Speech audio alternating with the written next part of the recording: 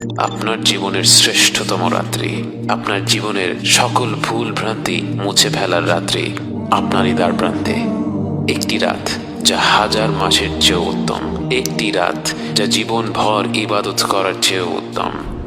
লাইলাতুল কদর এমন একটি রাত যা হাজার মাস অর্থাৎ ৮৩ বছরের চাইতেও উত্তম। কত রকম ভুল ভ্রান্তিতে আমরা ডুবে আছি, অথচ আল্লাহ তাআলা আমাদের কারো জন্য লাইলাতুল কদরের মতো মহিমান্বিত রাত্রির দরজা বন্ধ করে দেননি। রাসূল সাল্লাল্লাহু আলাইহি ওয়াসাল্লাম বলেছেন, লাইলাতুল কদরকে রমাদানের শেষ 10 রাত্রিতে খোঁজো। মনে করুন একটি লটারি হচ্ছে, আপনাকে বলা হলো 1 থেকে 10 নম্বর টিকিটের মধ্যে যে কোনো একটি অবশ্যই জিতবে। আপনি কি তখন কোনো টিকিট বাদ রাখবেন? টিকিটের দাম যতই হোক না কেন, লটারি জেতার পুরস্কার তার থেকে লক্ষ গুণে বেশি। তাই এই বিরাট পুরস্কারের কথা চিন্তা করে আপনি 10টি টিকিটই কিন্তু কিনে ফেলবেন।